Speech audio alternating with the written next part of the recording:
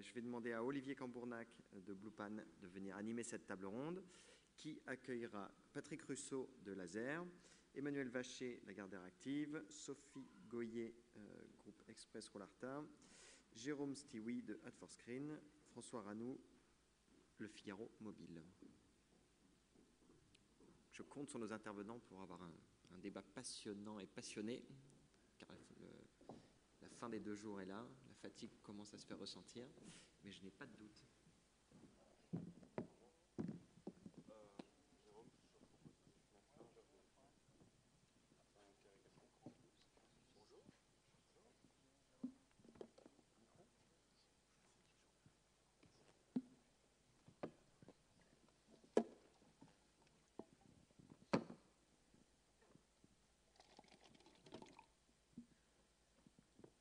Donc bonjour tout le monde, j'ai la lourde tâche d'animer la dernière table ronde des 2 derniers jours.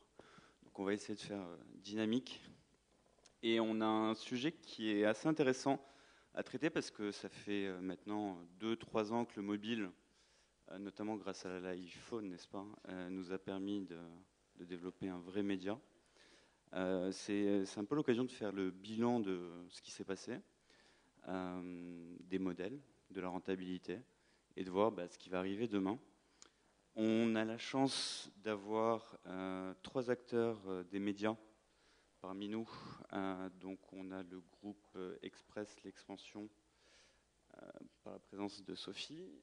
On a la Gardère par la présence de Jérôme. On a le groupe Figaro avec François. Et on a 2 autres acteurs qui ont une vision complémentaire et assez intéressante. Jérôme de Ad4Screen et Patrick de chez Laser.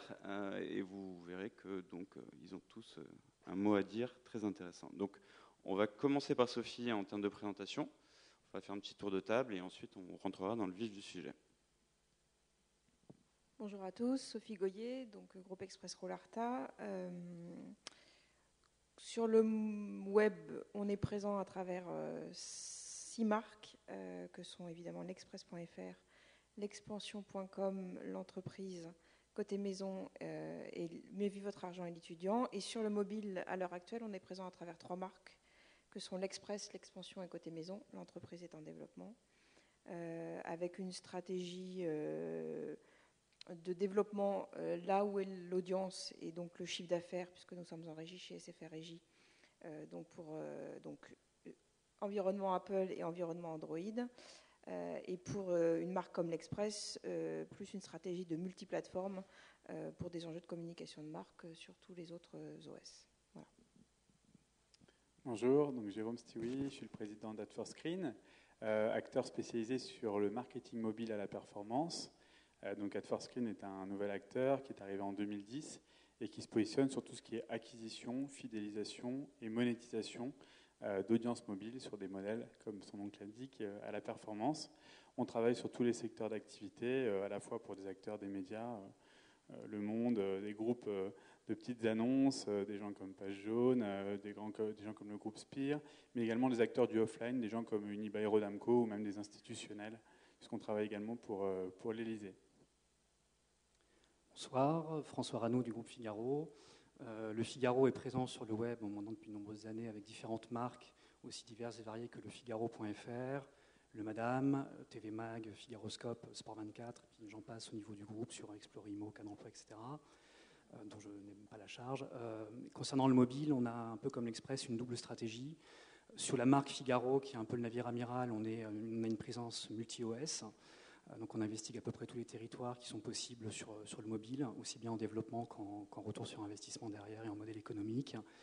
En revanche, sur les autres marques, on a plus une stratégie de trouver le bon endroit pour être présent et derrière, effectivement, avoir aussi un retour sur investissement en termes d'applicatifs ou de web app. Bonsoir, donc Patrick Russo pour la communication et les stratégies de marque du groupe Laser.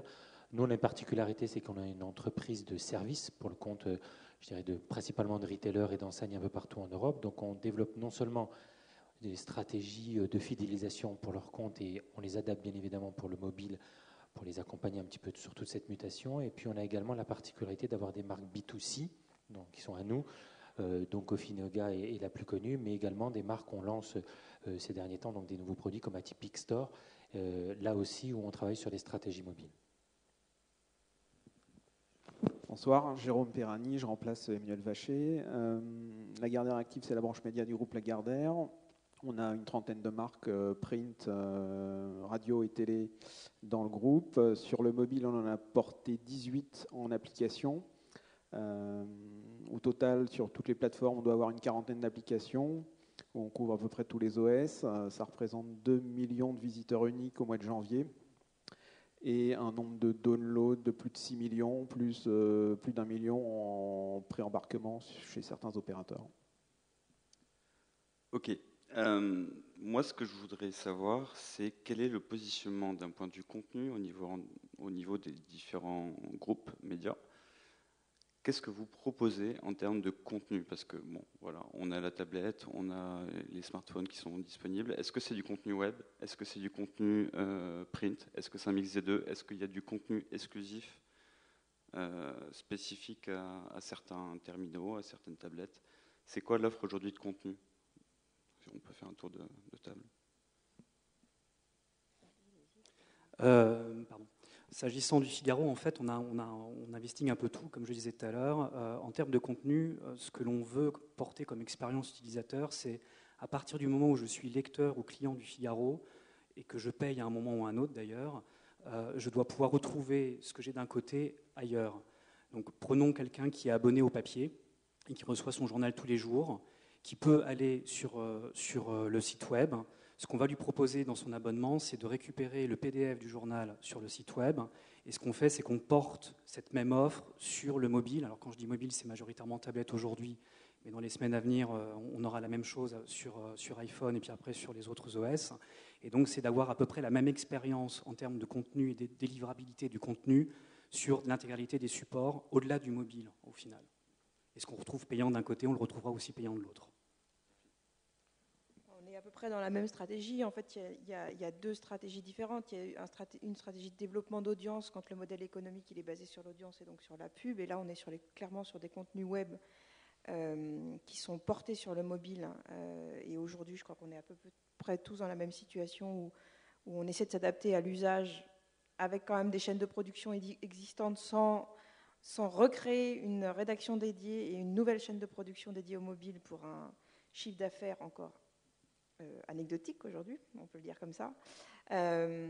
Donc là, c'est du flux automatique sur les applications. Et puis l'enjeu plus complexe techniquement à mener, il est effectivement sur les tablettes, sur proposer des contenus enrichis qui mixent du contenu du journal et du contenu plus web, plus digital.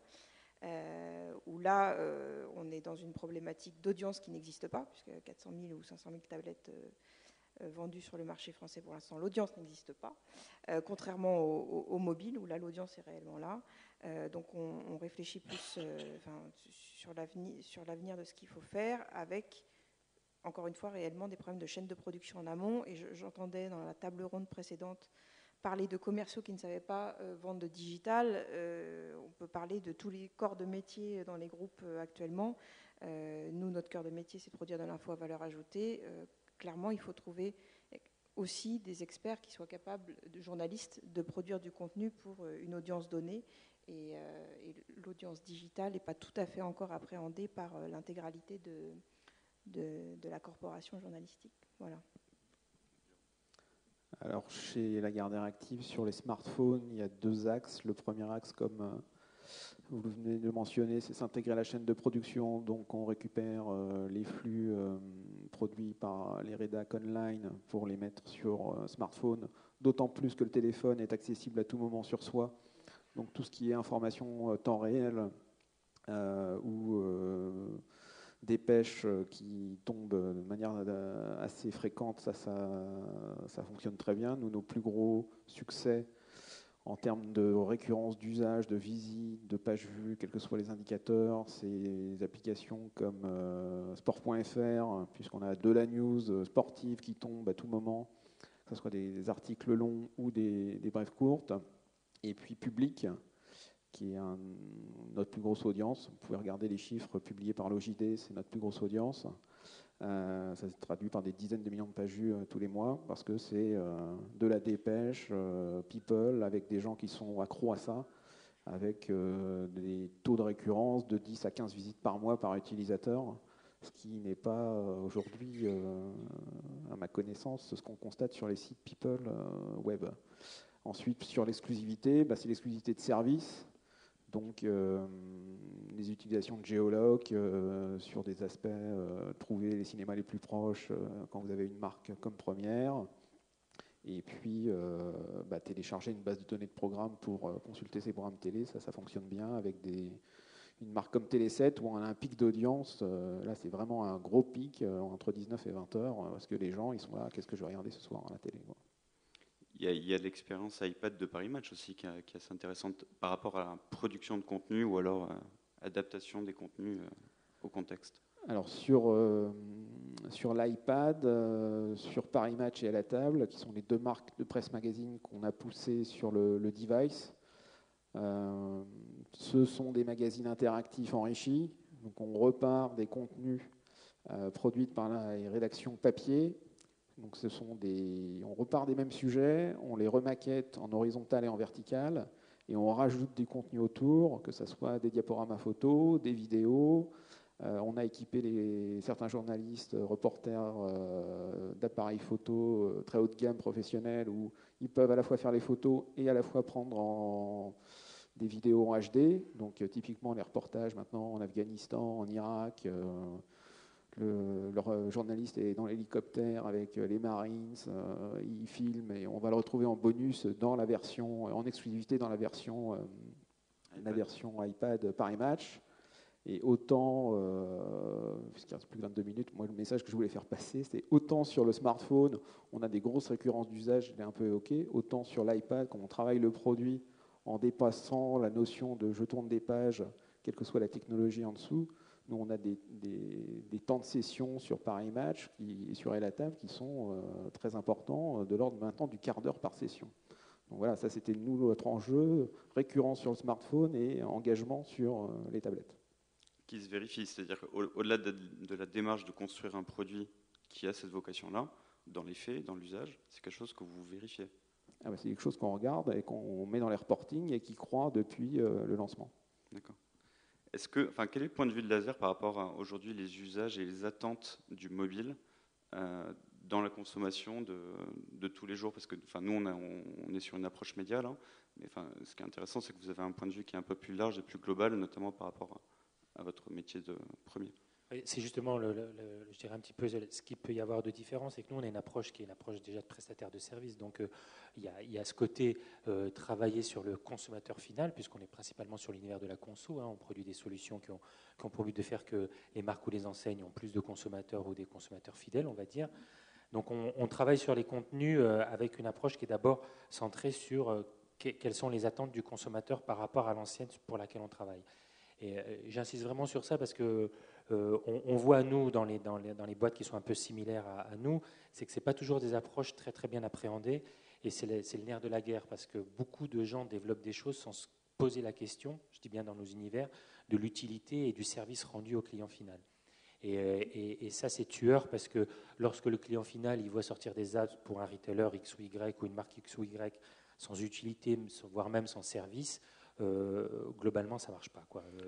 L'effet paillette, que ce soit sur les téléphones ou sur l'iPad, ce n'est pas vraiment quelque chose qui fonctionne.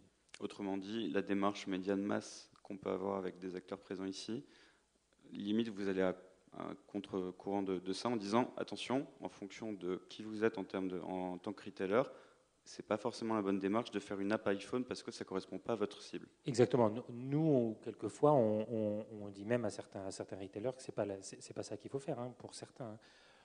Au-delà de ça, il y a ce qu'on appelle le contenu de marque. Chez Laser, comme on s'adresse également à des populations qui sont des consommateurs finaux, puisque via certaines de nos marques, on le fait.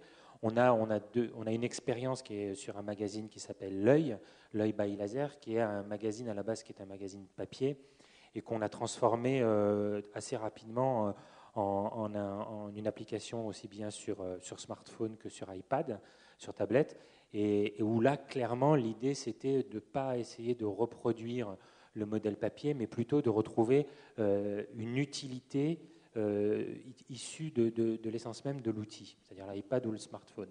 Et cette utilité, c'était l'interaction. C'était directement donner la capacité au lecteur de pouvoir interagir avec le magazine, qui était l'œil, et de proposer des faits, puisque le principe de l'œil, c'est d'avoir des faits de consommation et de les analyser. Donc en fait, on implique les consos en leur disant tout simplement, vous avez la capacité à nous proposer des faits de consommation, vous allez les soumettre à la rédaction, et on va faire des analyses avec vous, et on va les mettre dans le rédactionnel du magazine en ligne. Et c'est quelque chose que, en termes de chiffres, vous pouvez partager, en termes d'utilisateurs qui partagent avec vous des points de vue. Oui, bien sûr. Là, on est en phase test parce qu'on ne l'a pas sorti, je dirais, de manière médiatique, mais rien que sur la phase test, c'est-à-dire sur une base d'une app qui est disponible, en fait, aussi bien sur l'iPad que sur l'iPhone, on a plusieurs centaines de collaborations déjà listées. On fait de la modération parce que, bien évidemment, sur une phase test comme ça, les modérations ne sont pas toujours obligatoirement des modérations comprises ou des choses intéressantes. Hein. On a quand même un comité de rédaction, donc l'idée, c'est quand même de garder un certain niveau au niveau de ce qui est publié. Mais pour autant, on voit que les gens ont de l'appétence et envoient des choses et réagissent parfaitement au mag. D'accord. On va passer sur la partie performance. Le mobile, enfin la pub sur mobile, on l'a vu démarrer il y a à peu près 2 ans et demi, 3 ans. On était sur de la bannière classique, on a eu, grâce à iPhone, un super interstitiel encore plus intrusif que sur le web. Et tout le monde nous posait la question quand on parlait avec des gens du web, mais il n'y a pas de modèle à performance, vous vendez qu'au CPM. Et jusqu'à très récemment, c'était effectivement pas le cas, il n'y avait pas d'offre à la performance. Pourquoi, aujourd'hui, c'est le bon moment d'avoir une offre à la performance ? Je pense que lorsqu'on regarde ce qui s'est passé un petit peu sur le web et plus globalement les attentes des annonceurs et des éditeurs, côté annonceur, il y a 2 grands types d'objectifs. Il y a les objectifs de branding, de notoriété, de présence à l'esprit. Et puis de l'autre côté, il y a les objectifs de ROI, de délivrer un objectif en termes de performance, donc ce qu'on peut également appeler le marketing direct ou le marketing à la performance. Et c'est vrai que moi, ce qui m'a beaucoup surpris quand je suis arrivé sur ce marché l'année dernière, c'est qu'effectivement, il n'y avait pas d'offre qui permettait de travailler sur des modèles à la performance. On avait des modèles au CPM, on avait des modèles au CPC, mais on n'avait pas de modèle qui allait jusqu'au CPA. Et paradoxalement, de l'autre côté, on a quand même des inventaires qui sont extrêmement importants, comme vous le disiez. On a des usages qui sont là, mais les annonceurs ne sont pas encore là. Donc par rapport à ça, je pense que pour répondre à l'ensemble des objectifs des annonceurs, c'était important d'avoir une réponse à cette offre à la performance. Et deuxièmement, pour les faire venir sur le média mobile, les rassurer, c'est aussi être capable de leur dire, voilà, vous allez avoir, on va dire, du business as usual, on va atteindre les mêmes objectifs que finalement vous pouvez chercher à atteindre via d'autres médias. Ça peut être de générer des appels téléphoniques, ça peut être de générer des inscrits, de générer des leads, voire lorsqu'on parle d'applications, très concrètement, de générer des téléchargements, parce qu'il y a beaucoup d'applis qui se lancent sans prévoir le plan de lancement derrière, et tout le budget est investi finalement dans le développement technique. Et donc il y avait un enjeu quand même technique, qui était un enjeu notamment de tracking. Autant on s'est bien traqué du web vers le web, autant lorsqu'on passe du web vers le monde des applications, notamment sur iOS, c'est un peu plus compliqué. Donc ça fait un peu moins d'1 an qu'on a travaillé sur cette problématique, on a réussi à mettre en place une technique de tracking qui nous permet effectivement de mener des campagnes à la perf, quels que soient les modèles, web vers app vers app, web vers web, qui n'était pas forcément le plus compliqué. Et je pense qu'aujourd'hui, côté annonceur, ça répond à un besoin, de les rassurer, de les éduquer, de les faire venir sur ce média sans risque. Et puis côté éditeur, il y a aussi une problématique de remplir ces inventaires. On a des inventaires qui sont extrêmement importants. Comment les monétiser ? Et on parlait des volumes tout à l'heure, on a des volumes extrêmement importants. Globalement, quand vous discutez avec les grands éditeurs, ils ont 30, 40, 50, 60% d'invendus. Et donc l'idée, c'est d'apporter de la valeur à ces invendus sur des modèles qui existent déjà sur le web. C'est-à-dire que sur le web, vous découpez votre inventaire entre un modèle premium, vous allez commercialiser avec un choix de format, un choix de support, une visibilité sur les emplacements, un choix au moment du timing. Et puis finalement, une partie que vous allez commercialiser plus en blind, qui va être vendue moins cher, mais qui va vous permettre également de remplir vos espaces. D'accord. Moi, je trouve assez intéressant que justement l'offre à la performance commence à vraiment éclore, notamment en France. Et exactement au même moment, en discutant avec les 3 acteurs des médias ici, on se rend compte que d'une part, il y a eu un choix d'internalisation chez les 3 acteurs de la vente des supports publicitaires. d'une part, et que d'autre part, vous arrivez à vendre. C'est-à-dire que tout le dispositif qu'on peut connaître de manière traditionnelle dans la presse papier des opérations spéciales, on a 3 exemples ici, industriels et efficaces, de vente auprès des annonceurs de campagnes publicitaires sous forme d'OPSP. Je ne sais pas qui veut intervenir par rapport à ça, mais enfin, il y a de bons exemples par rapport à ça. C'est typiquement ce qu'on avait fait avec l'iPad. Quand l'iPad a été lancé en France, on a mis sur les rangs l'intégralité de nos commerciaux à la régie, qui étaient habitués à vendre du papier pour certains, du web pour d'autres, et pour quelques-uns du mobile. Et aujourd'hui, ce qu'on a fait, c'est qu'on n'a pas forcément des commerciaux terrain pour parler du mobile et de vendre au porte-à-porte, mais en revanche, on a les commerciaux de la régie qui tous ont un discours aujourd'hui mobile. Et quand ils vendent 3 choses. Ils vendaient du papier et du web et du mobile. Et en fonction de l'annonceur, en fonction des desiderata de l'annonceur, on fait un mix, on en prend 2, on en prend qu'un, on en prend 3 et ainsi de suite. Et effectivement, au moment de l'iPad, on avait testé le maximum de la chose.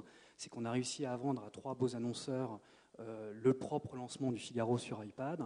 Et ça a été une belle opération dans tous les sens du terme, puisque, c'était rentable, et c'était rentable aussi pour les annonceurs qui ont rempli leurs propres objectifs, nous aussi, bien évidemment, et derrière, ça a permis aussi de valider ce genre de modèle pour les reproduire les uns à la suite des autres. Sophie ?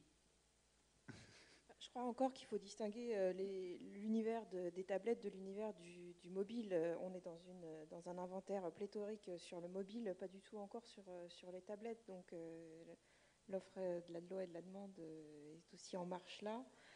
Qu'on a sur la partie des tablettes, pas que les médias qui ont cru que l'iPad allait sauver la presse, mais aussi les annonceurs.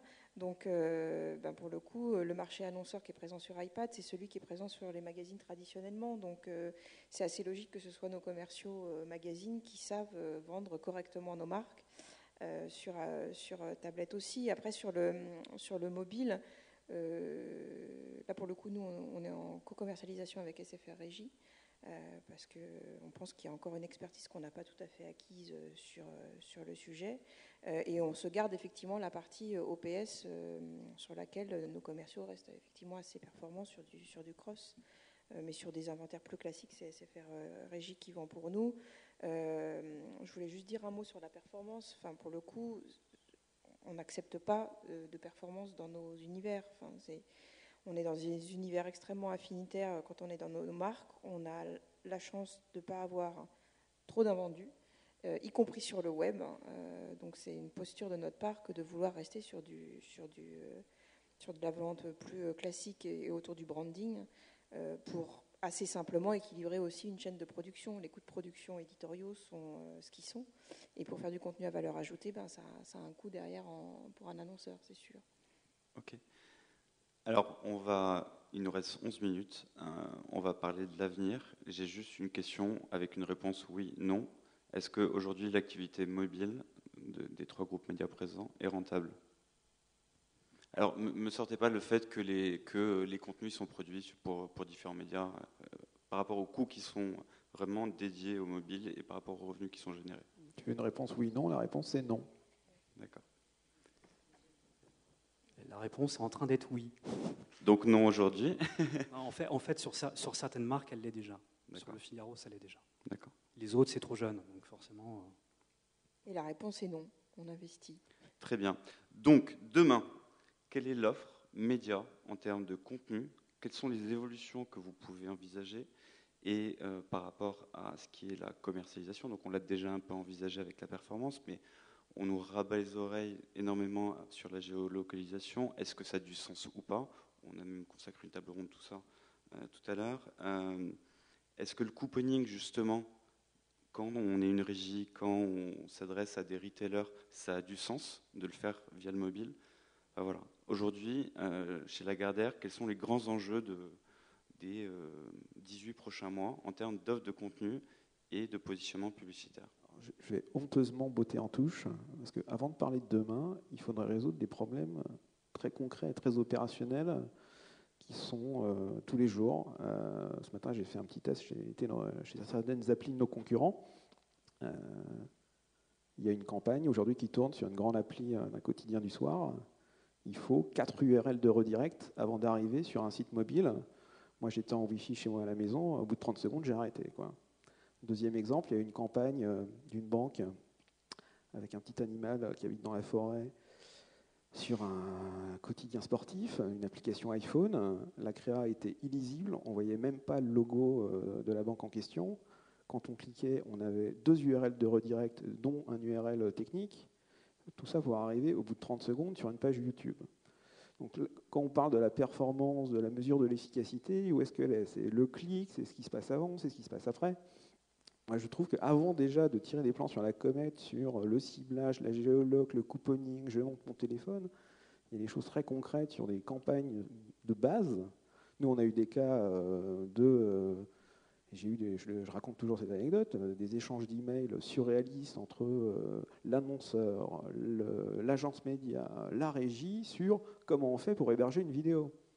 Donc, voilà, ça c'est des choses vraiment très concrètes où aujourd'hui, ce n'est pas encore super fluide, je trouve, sur les campagnes.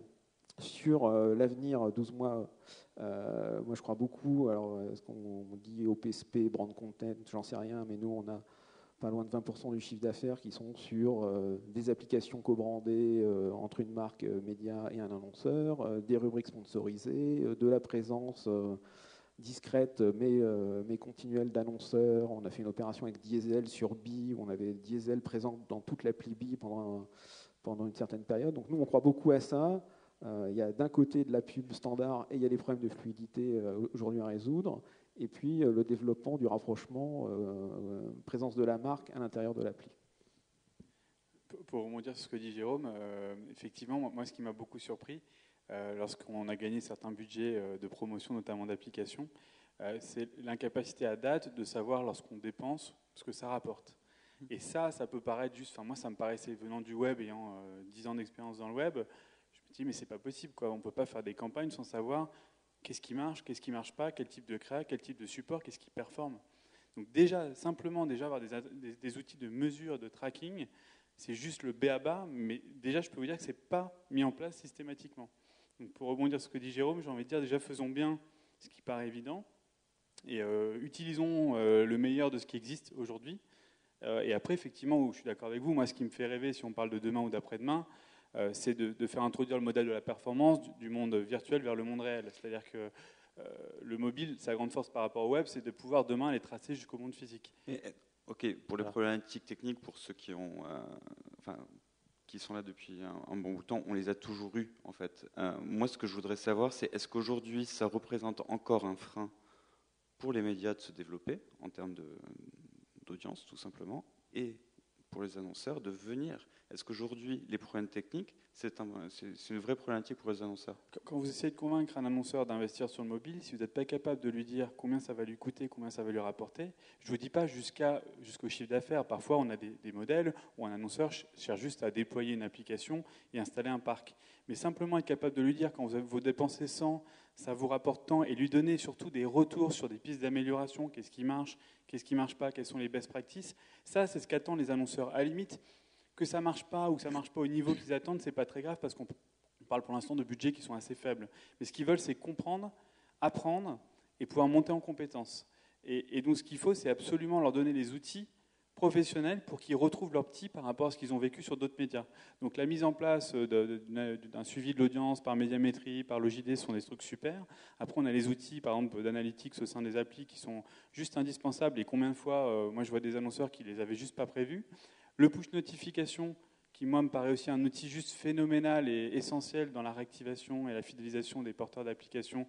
Vous faites une petite étude, vous téléchargez au hasard 10 applications sur les stores, vous en avez 9 qui ne l'ont pas pensé, qui ne l'ont juste pas mis, et sur les 10% qui l'ont installé, vous en avez encore 80% qui ne l'utilisent pas en pratique. Donc il y a quand même plein de choses qui existent, qui sont à disposition, et qui déjà, s'ils sont mis bout à bout, si toutes les bonnes pratiques sont mises bout à bout, on peut faire des choses assez efficaces. Ok. Je voudrais dire juste une chose. Nous, on est un petit peu en avance par rapport à ça, non pas parce qu'on est meilleur, mais on est directement en contact avec le client final. Donc, en fait, le choc du ROI, on l'a déjà. C'est-à-dire qu'en fait, lorsqu'on va et on teste en ce moment des apps qui sont directement liées à l'usage du consommateur par rapport à l'app et par rapport à l'attitude qu'il a avec l'enseigne, on arrive à voir tout de suite si ça fonctionne ou pas. Donc en fait, on y est déjà. Et ce qu'on voit, je répète un petit peu ce que j'ai dit tout à l'heure, c'est que si on n'est pas dans une analyse extrêmement pointue des attentes du consommateur par rapport à une enseigne, et je pense qu'on peut dire par rapport à un média, on va vite, lorsque vous pourrez tester un petit peu mieux ces questions de ROI, vous allez vite être confronté à la réalité dure qui est que l'usage, le service rendu est hyper important. Donc nous, on le voit vraiment maintenant, hein, on est dedans. Un programme de feed dématérialisé sur une apps, on voit tout de suite le ROI et si il y a le même comportement, la même demande, aussi bien en récompense qu'en usage. Et il y a vraiment des trucs à faire. Donc, et tout ça, je le redis, hein, ça part vraiment de la connaissance de ce qu'a besoin le client ou le lecteur, parce que avec la multiplicité de ce qui est offert aujourd'hui, je pense que la technologie, c'est plus un problème. Ce qui va vraiment être le problème, c'est l'offre et ce qu'on propose. En tant que média, aujourd'hui, la géoloc, c'est un sujet, c'est pas un sujet, parce qu'on a eu la chance d'avoir une table ronde tout à l'heure sur le sujet, justement, notamment SFR Régie qui fait énormément d'efforts par rapport à ça. Est-ce que c'est une démarche qui est à intégrer ou pas? En fait, ça dépend. Il y a effectivement l'usage pour le client final, et après, il y a par rapport à la marque. Si je prends un quotidien national, de faire de la géologue pour vendre du couponing au coin de la rue, ça n'a pas grand intérêt, parce que c'est pas là où est la force d'un quotidien national. Ça l'est beaucoup plus pour un PQR. Après, si je prends par exemple la chaîne météo que on arrive à faire de la géologue ciblée en région, parce que quand on sait où se trouvent les gens, on arrive à vendre de l'anti-moustique. Ça a l'air bête comme exemple, et pourtant ça marche très bien. C'est que quand arrive l'été dans certaines zones géographiques en France, on fait de la pub géolocalisée sur type de produit, ça marche super bien. Donc la géologue est un sujet en soi, mais il ne faut pas faire de la géologue à outrance sans savoir pourquoi on le fait et pour qui on le fait. Donc comme je disais, on ne le fait pas sur un national, on va pouvoir plutôt le faire sur un service. Ok. Autre question qui est volontairement provocatrice.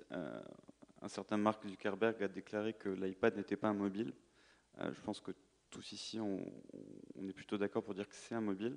Est-ce que vous pensez, pour vous, que demain, enfin c'est un objet nomade, demain, l'avenir de la publicité va passer par justement le développement des tablettes, ou alors ça va majoritairement être drivé encore et toujours par les smartphones qui se développent à une vitesse folle? Vous battez pas. Moi, j'ai vraiment l'impression qu'il y a de la place pour tout le monde, hein. Là, c'est pareil. Hein, l'iPad, moi, j'appelle ça la mobilité du canapé. Donc, je ne sais pas si on doit être un peu quand même tous pareils. Hein, la consultation de l'iPad, c'est le soir dans le lit et le week-end dans le canapé. Mais une fois qu'on a fait ça, le mobile, après, effectivement, je ne me balade pas avec l'iPad sous le bras dans la rue. Je me balade avec un smartphone. Donc, je pense qu'il y a de la place vraiment pour tout. L'idée, c'est quand même d'adapter, voire de créer spécifiquement pour une tablette ou pour un smartphone. Je suis d'accord avec ce que vous disiez tout à l'heure, c'est vraiment pas pareil. Le smartphone, on est vraiment... Pour le coup, la géologue, le smartphone, oui. L'iPad et géologue, je ne vois pas l'intérêt. C'est celui de répéter sempiternellement où je suis à mon bureau, où je suis à la maison. Donc là, à un moment donné, cette information, elle est connue par les gens qui ont développé l'iPad pour vous, quoi. Donc voilà, je pense qu'on est vraiment sur ça. La rentabilité, on y revient, parce qu'il nous reste exactement 50 secondes. L'horizon, c'est dans combien de temps? 6 mois, 12 mois, 15 ans? Vous avez une visibilité par rapport à ça, ou en tout cas des objectifs? Objectif 2011. Fin 2011, l'activité est d'ores et déjà rentable. Fin 2011. Entendu. On a mis à peu près 10 ans à avoir une activité rentable sur le web. Vu que le mobile, ça met 2 ans à s'imposer versus 10 ans pour le web, on peut dire que dans 2 ans, on sera rentable. Voilà. En fait, j'ai déjà répondu tout à l'heure, moi. Mais... Oui, nous, on est obligé de proposer à nos clients des solutions rentables. Donc, la question ne se pose même pas. On leur annonce la rentabilité selon les produits qu'on développe à plus ou moins long terme. C'est jamais des très long termes, mais en tout cas, c'est une obligation. Donc, voilà. Bon, ça a sonné. Merci à tous pour votre temps et pour votre attention.